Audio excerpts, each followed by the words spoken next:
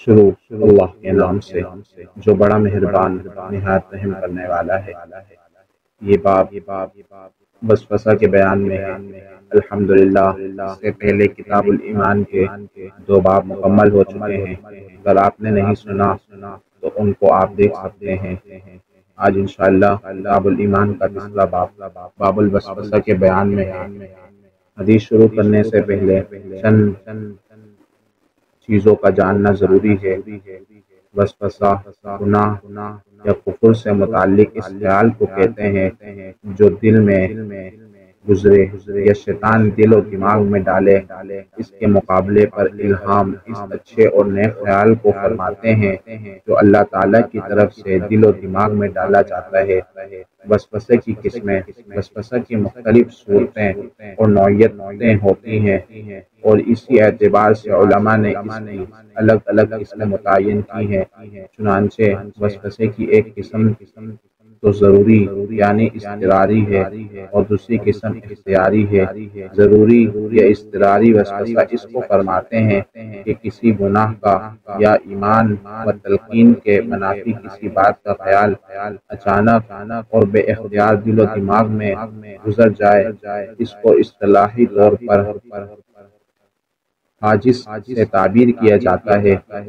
اس حاجز کی معافی گزشتہ امتوں میں بھی رہی اور اس امت میں بھی ہے، اور اگر وہی برا خیال دل و دماغ میں ٹھہر جائے تو خلجانی کیفیت پیدا ہو جاتی ہے، تو اس کو خاطر سے تعبیر کیا جاتا ہے اور یہ خاطر بھی امت سے معاف ہے۔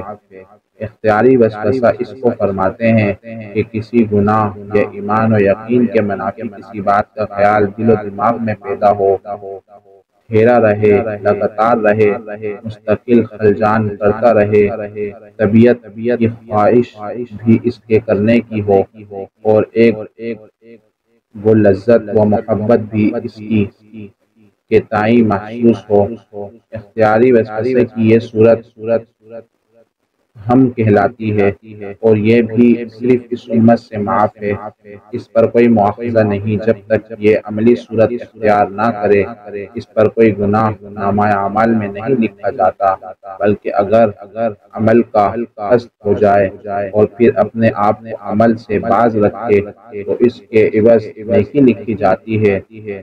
ہم کے مقابلے پر اختیاری وسوسے کی دوسری صورت کا نام عزم ہے، یعنی انسانی طبیعت اور نفس کا اس برے خیال اور برے بات کو اپنے اندر کرنا اور جمع لینا، اور نہ صرف یہ کہ اس خیال سے نفرت و کراہیت نہ ہو بلکہ اس پر عمل کرنے کا ایسا پختہ ارادہ کر لینا کہ اگر کوئی خارجی مانع نہ ہو اور اسباب و ذرائع مہیا ہو تو وہ یقینی طور پر عملی صورت اختیار کر لے۔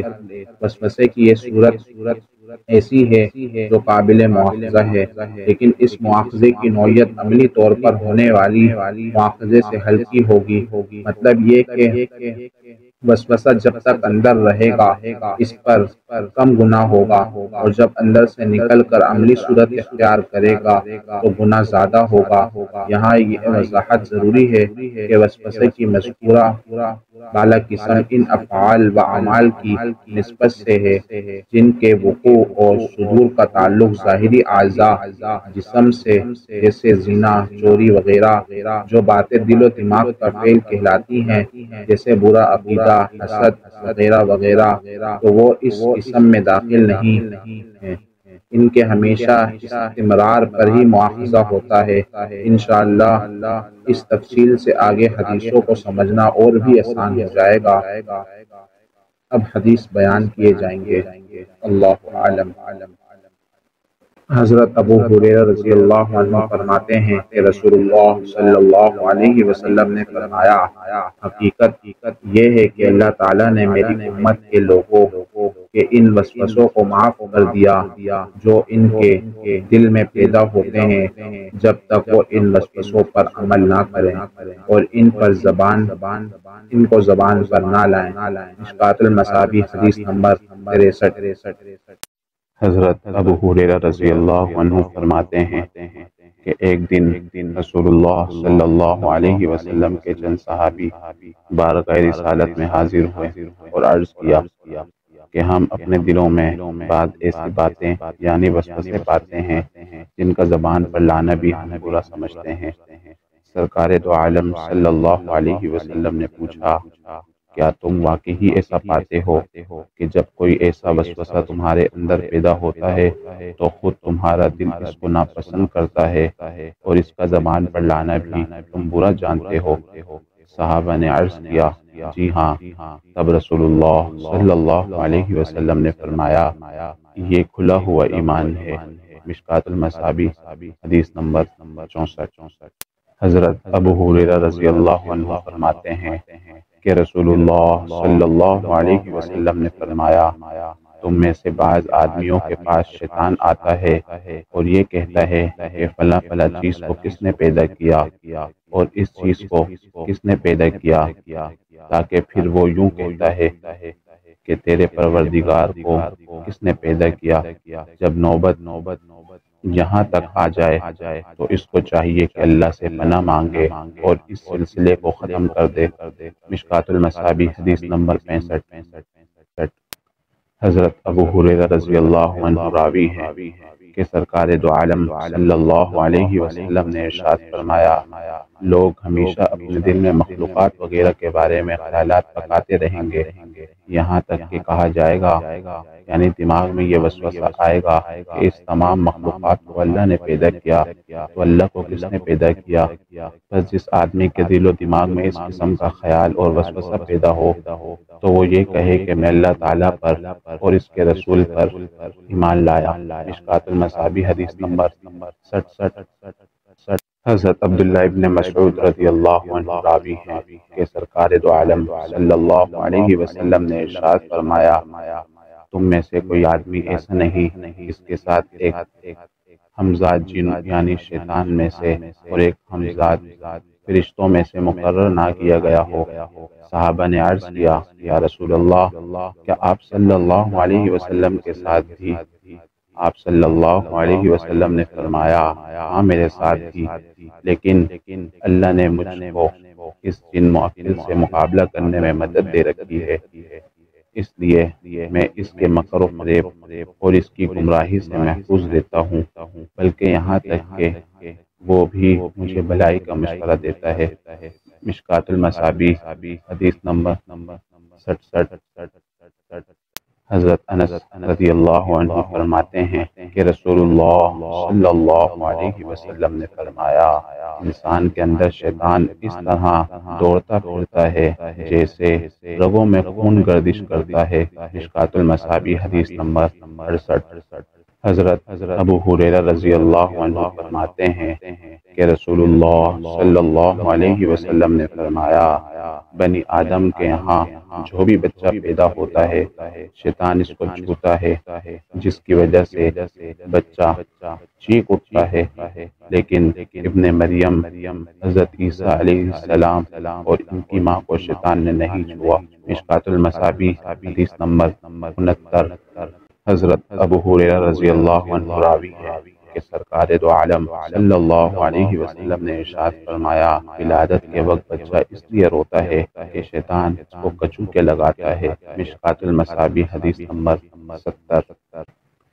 حضرت جابر رضی اللہ عنہ فرماتے ہیں کہ رسول اللہ صلی اللہ علیہ وسلم نے فرمایا، ابلیس اپنے حکمرانی کے تخت سمندر پر رکھتا ہے اور پھر وہاں سے اپنی فوج کو روانہ کرتا ہے تاکہ لوگوں کو فتنہ اور گمراہی میں مبتلا کرے۔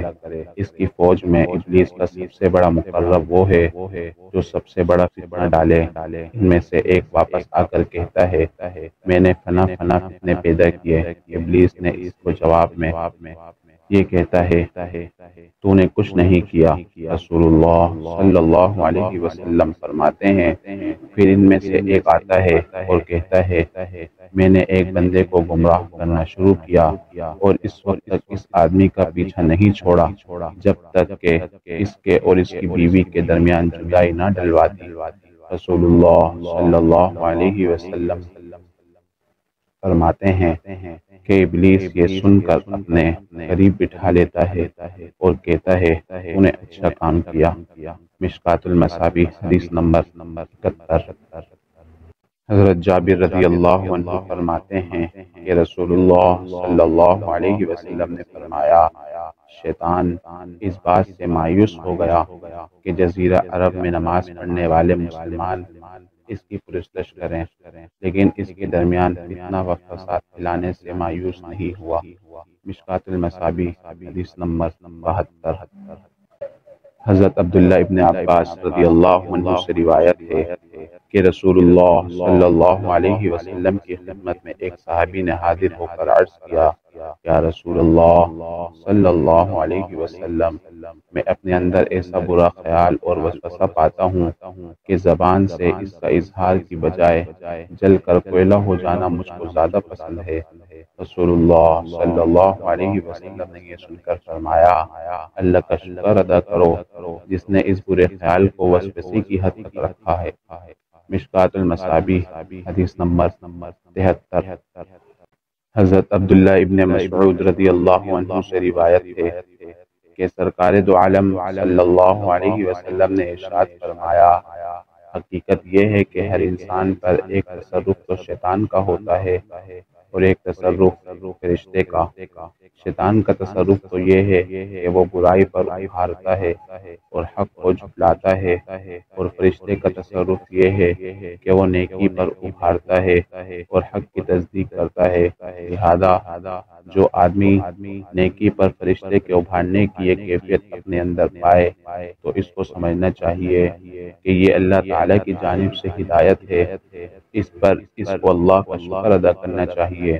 اور جو آدمی دوسری کیفیت یعنی شیطان کی وسوسہ اندازی اپنے اندر پائے تو اس کو چاہیے کہ شیطان مردود سے اللہ کی پناہ طلب کرے۔ پھر آپ صلی اللہ علیہ وسلم نے یہ قرآن کی آیت پڑھی جس کا ترجمہ یہ ہے، شیطان تمہیں فقر سے ڈراتا ہے اور گناہ کے لیے اکساتا ہے۔ مشکوٰۃ المصابیح حدیث نمبر 74۔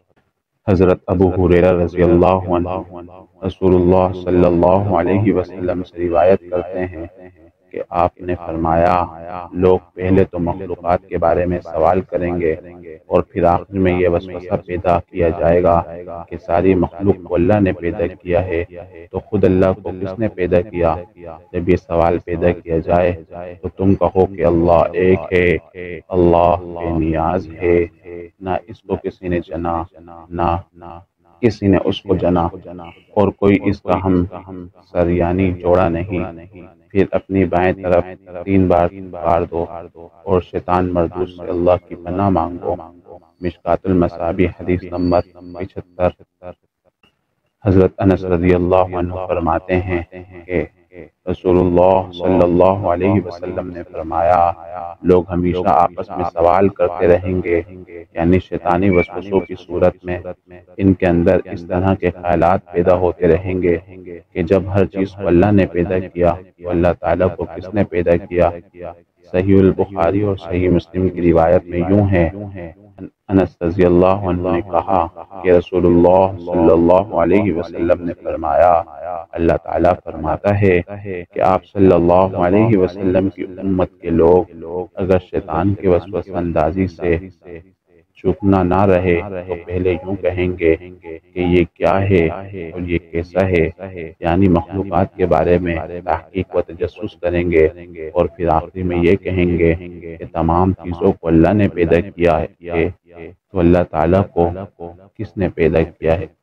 مشکوٰۃ المصابیح حدیث نمبر 76۔ حضرت عثمان بن ابو العاص رضی اللہ عنہ فرماتے ہیں کہ میں نے عرض کیا، یا رسول اللہ صلی اللہ علیہ وسلم، میری نماز اور میرے قرات کے درمیان شیطان حائل ہو جاتا ہے اور ان چیزوں میں شبہ ڈالتا رہتا ہے کہ رسول اللہ صلی اللہ علیہ وسلم نے فرمایا، یہ وہ شیطان ہے جس کو خنزب کہا جاتا ہے، بس جب تمہیں اس کا احساس ہو کہ شیطان وسوسہ و شبہ میں مبتلا کرے گا تو تم اس شیطان مردود سے اللہ کی پناہ مانگو اور بائیں طرف 3 دفعہ دھتکار دو۔ حضرت عثمان غنی رضی اللہ عنہ فرماتے ہیں کہ رسول اللہ صلی اللہ علیہ وسلم کے ارشاد کے مطابق میں اسی طرح کیا تو اللہ تعالیٰ نے مجھ کو اس وسوسے اور شبہ سے محفوظ رکھا۔ ملا علی قاری رحمۃ اللہ علیہ فرماتے ہیں کہ اس حدیث کا تعلق اس وسوسے سے ہے جو نماز سے پہلے ہوتا ہے۔ مشکوٰۃ المصابیح حدیث نمبر 77۔ حضرت قاسم بن محمد سے ایک آدمی نے عرض کیا کہ مجھے اپنی نماز میں وہم ہوتا ہے، یعنی کبھی تو یہ شک ہوتا ہے کہ میری نماز درست ادا نہیں ہوئی، کبھی یہ وہم ہو جاتا ہے کہ ایک رکعت پڑھنے سے رہ گئی ہے، اس کی وجہ سے مجھے حیرانی ہوتی ہے۔ انہوں نے فرمایا تم اس طرح کے خیال پر دھیان نہ دو اور اپنی نماز پوری کرو، اس لیے کہ وہ شیطان تم سے جب ہی دور ہوگا کہ تم اپنی نماز پوری کرو اور کہو کہ ہاں میں اپنی نماز پوری نہیں کی۔ مشکوٰۃ المصابیح حدیث نمبر 78۔ اسی طرح کی اور احادیث اور دعا وغیرہ سننے کے لیے ہمارے چینل کو سبسکرائب کیجیے۔ السلام علیکم ورحمۃ اللہ وبرکاتہ۔